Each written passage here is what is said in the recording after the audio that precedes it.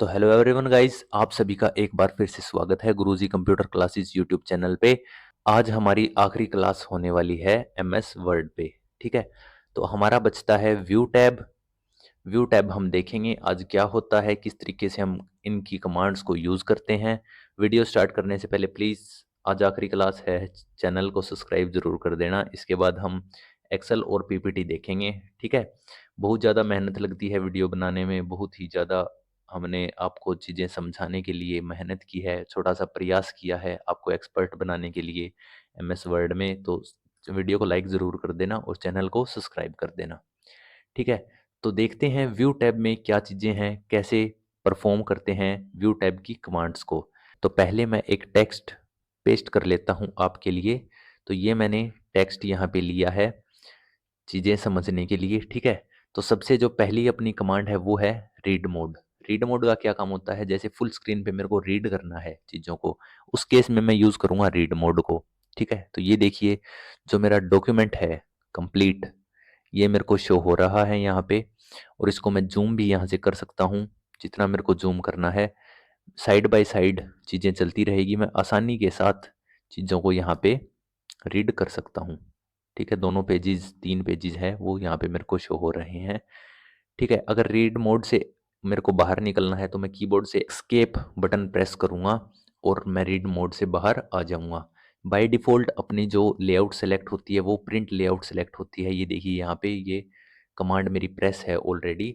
ये क्यों होती है, ताकि हम डॉक्यूमेंट बना रहे हैं जब, तो हमें पता लग सके कितना आपका डॉक्यूमेंट प्रिंट होगा और प्रिंट से बाहर हम ना जा सकें। तो बाय डिफ़ॉल्ट ये प्रिंट लेआउट सिलेक्टेड रहती है। इसके बाद है वेब लेआउट। जैसे ही मैं वेब लेआउट पे क्लिक करता हूँ तो जैसे एक साइट पे मेरे को चीज़ें शो होती है, टेक्स्ट मेरा शो होता है, उस तरीके से कंप्लीट पेज पे छोटे छोटे फ़ॉन्ट में बिना किसी फॉर्मेटिंग के यहाँ पे वेब लेआउट के रूप में ये शो हो रहा है, एक वेबसाइट की तरह। ठीक है, अब वापस चलते हैं प्रिंट लेआउट में। ये तीनों टैब आपको यहाँ पे, जो आपकी लास्ट वाली ये यहाँ जो अपना स्टेटस बार है यहाँ पे भी शो आपको हो रहा है। ठीक है, रीड मोड ये आपका हो गया प्रिंट लेआउट, ये आपका हो गया वेब लेआउट, यहाँ से भी आप सेलेक्ट कर सकते हो। इसके बाद है आउटलाइन। आउटलाइन का क्या काम होता है, आउटलाइन जो आपके टेक्स्ट की आउटलाइन है, जो अपना फर्स्ट लाइन है, अगर वो शो करनी हो मेरे को तो ये जो पैराग्राफ की फर्स्ट लाइन है वो सिर्फ यहाँ पे शो होगी। अगर टेक्स्ट फॉर्मेटिंग मेरे को शो करना है तो मैं इस पे टिक रहने दूंगा, अगर नहीं करना तो यहाँ से अनटिक करते ही जो भी मेरी फॉर्मेटिंग है वो यहाँ से रिमूव हो जाएगी। तो किसी भी चीज़ की आउटलाइन देखनी हो टेक्स्ट की, उस केस में हम यूज़ करते हैं आउटलाइन लेआउट। ठीक है, इससे हम बाहर चलते हैं, क्लोज आउटलाइन व्यू मैं यहाँ से करूँगा। तो आउटलाइन आपको बता दिया। इसके बाद है ड्राफ्ट। ड्राफ्ट का क्या काम होता है, मेरी हेडिंग प्रॉपर यहाँ पे शो होगी, उसका क्या काम होता है, वो according to ruler, according to page layout, exact आपको रूलर के साथ यहाँ पे आपका टेक्स्ट शो करेगा। ये आपका हो गया ड्राफ्ट कमांड। ठीक है, इसके बाद है इमर्सिव रीडर। ये मैंने आपको रिव्यू टैब में भी बताया था, अगर किसी चीज़ को हमें रीड करना हो, प्रोनाउंसिएशन उसकी जाननी हो, उस केस में हम यूज़ करते हैं, उस केस में हम यूज़ करते हैं आपका इमर्सिव रीडर। ठीक है, जैसे रीड करना हो तो मैं रीड अलाउड पे क्लिक करता हूँ, cover page and text box. तो आपका रीड होना यहाँ पे स्टार्ट हो गया है। किसी लाइन पे फोकस करना हो तो हम 1 लाइन कर सकते हैं, 3 लाइन। किसी की आईसाइट कमज़ोर हो उस केस में हम ये चीज़ें भी यूज़ कर सकते हैं। ये देखिए आपकी यहाँ पे 1 लाइन या 2 लाइन किसी भी तरीके से हम यहाँ से सेट कर सकते हैं। इसके बाद है अपना पेज कलर। जैसे मान लीजिए जो कई पर्सन होते हैं उनको वाइट एकदम नहीं दिख पाता एकदम से चीज़ें, तो उस केस में हम सेपिया यहाँ पे यूज़ कर सकते हैं। देखिए थोड़ा लाइट हो चुका है आपका बैकग्राउंड। इन्वर्स जैसे यूज़ करता हूँ तो ब्लैक हो चुका है आपका बैकग्राउंड। इस तरीके से हम अलग अलग पेज कलर यहाँ पे यूज़ कर सकते हैं। कॉलम विड्थ, अगर मेरे को जो कॉलम है मेरा उसकी की इंक्रीज या डिक्रीज करनी हो तो मैं कॉलम विड्थ यहाँ से इंक्रीज या डिक्रीज कर सकता हूँ। ठीक है, तो ये आपका हो गया कंप्लीट इमर्सिव रीडर वाला टैब। ठीक है, इमर्सिव रीडर में हमने देख लिया क्या क्या चीज़ें थी। इसके बाद है वर्टिकल। वर्टिकल का क्या मतलब होता है, जो मेरे पेजेस हैं वो वर्टिकल मेरे को शो होंगे। जैसे एक पेज के नीचे जो मेरा नेक्स्ट पेज है वो शो होगा। अगर मैं साइड बाय साइड यहाँ पे चूज करता हूँ तो ये जो मेरे पेजेस हैं वो साइड बाय साइड मेरे को यहाँ पे शो होंगे, पेज 1 पेज 2। ठीक है, बाय डिफ़ॉल्ट ये वर्टिकल ही रहता है। इसके बाद है रूलर, ये मैंने पहले भी आपको बताया था। अगर मैं अनटिक कर देता हूँ तो मेरे रूलर जो हैं जिससे हम इंडेंटेशन इंक्रीज या डिक्रीज करते हैं वो यहाँ से गायब हो जाता है। ठीक है, अगर वापस लेके आने हैं तो मैं इस पर टिक कर दूंगा। इसके बाद जो मेरा नेक्स्ट है वो है ग्रिड लाइन। जैसे नोटबुक की तरह या कोई ग्राफ की तरह ग्रिड लाइन शो करनी हो तो मैं इस पे टिक करूंगा, वरना हटा दूंगा। इसके बाद है नेविगेशन पेन। कोई भी चीज़ें मेरे को साथ में सर्च करनी हो, कोई भी डॉक्यूमेंट, कोई भी पेज या कोई भी कुछ भी ऑनलाइन चीज़ें भी अगर सर्च करनी हो तो मैं यहाँ से नेविगेशन सेलेक्ट करूंगा, नेविगेशन पेन मेरा यहाँ पे आ जाएगा। ठीक है, इसको मैं रिमूव कर देता हूँ। इसके बाद जूम आपको पता ही है, अगर 200% जूम करना है, 100 करना है, 75%, कितना भी आपको जूम करना है उतना ही आप सेलेक्ट करोगे, आपका जूम यहाँ पे हो जाएगा। ठीक है, अगर यहाँ से भी मैं जूम ज़्यादा कम ज़्यादा कर सकता हूँ।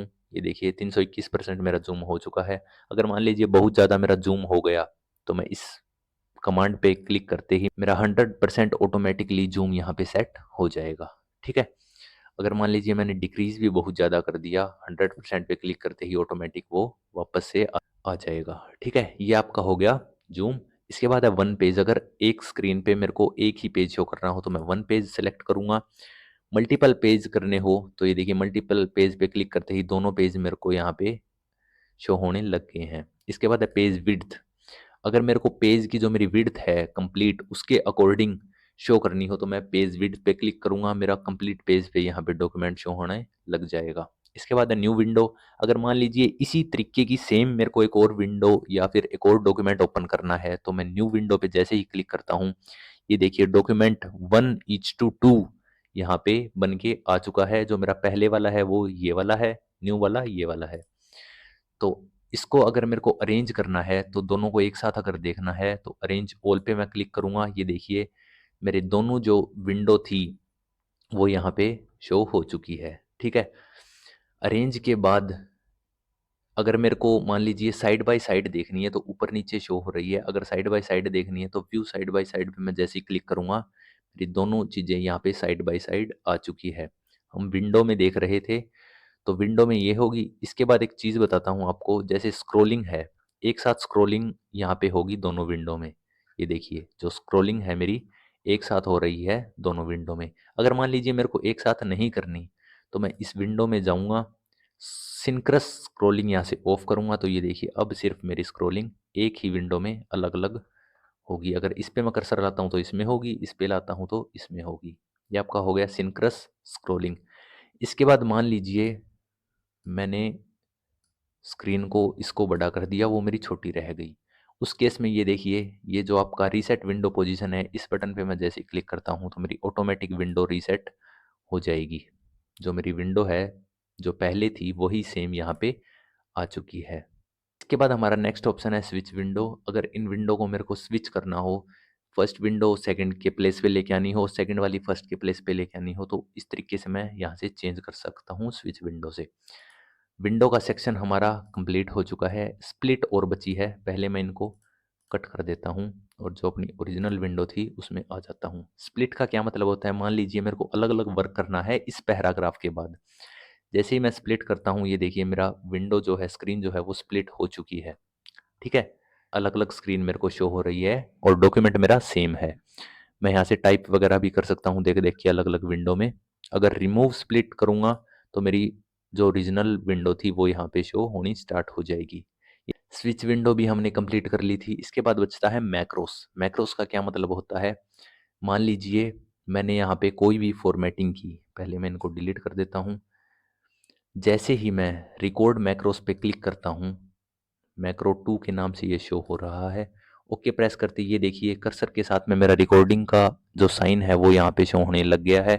जैसे कुछ भी मैं यहाँ पे टाइप करता हूँ गुरुजी, इसके बाद कंप्यूटर यहाँ पे मैं लिखता हूँ, MS वर्ड लिखता हूँ और जैसे मैंने ये सब कुछ टाइप किया इसके बाद मैं कर दूंगा स्टॉप रिकॉर्डिंग। स्टॉप रिकॉर्डिंग करने के बाद अब चाहे मैं इस टेक्स्ट को मैं कट भी कर सकता हूँ। कट करने के बाद जैसे मान लीजिए फ्यूचर में 10 दिन बाद, 1 महीने बाद कभी मेरे को ज़रूरत पड़ी उसी टेक्स्ट की तो मैं इस पे करूँगा व्यू मैक्रोस पे। जैसे ही मैं क्लिक करता हूँ मैक्रोस 1 और 2 ये मेरा पहले का सिलेक्टेड है, 2 पे मैं जैसे ही क्लिक करता हूँ रन करूँगा तो मेरा सेम टेक्स्ट यहाँ पे शो हो जाएगा। ठीक है, ये आपका होता है मैक्रोस का काम। जितने भी आप मैक्रोस है यहाँ से आप देख सकते हो, एडिट करना हो एडिट कर सकते हो, डिलीट करना हो डिलीट, या क्रिएट करना हो तो यहीं से आप क्रिएट भी कर सकते हो। ठीक है, ये आपका हो गया मैक्रोस। इसके बाद अपना बचता है प्रॉपर्टीज। प्रॉपर्टीज कुछ भी शेयर करने के लिए एमएस ऑफिस की एक ये कमांड है। कोई भी आपको जानकारी लेनी हो, डॉक्यूमेंट प्रोटेक्टेड कैसे रहता है, कुछ भी इसकी टर्म्स एंड कंडीशन है एक टाइप से, वो रीड करनी हो तो आप प्रॉपर्टीज से कर सकते हो। इसी के साथ अपना कंप्लीट होता है एमएस वर्ड। बिल्कुल बेसिक से छोटी चीज़ें हमने कवर की है इसके अंदर। ठीक है, तो चैनल को सब्सक्राइब जरूर कर लें। इसके बाद हम करेंगे एमएस एक्सेल और पीपीटी। ठीक है, जुड़े रहिए हमारी अगली सीरीज के साथ। हम एमएस एक्सेल यहाँ पे स्टार्ट करने वाले हैं, तो जुड़े रहिए हमारे चैनल के साथ, गुरुजी कंप्यूटर क्लासेस। अगर आपको कोई भी डाउट है कमेंट सेक्शन में पूछ सकते हैं।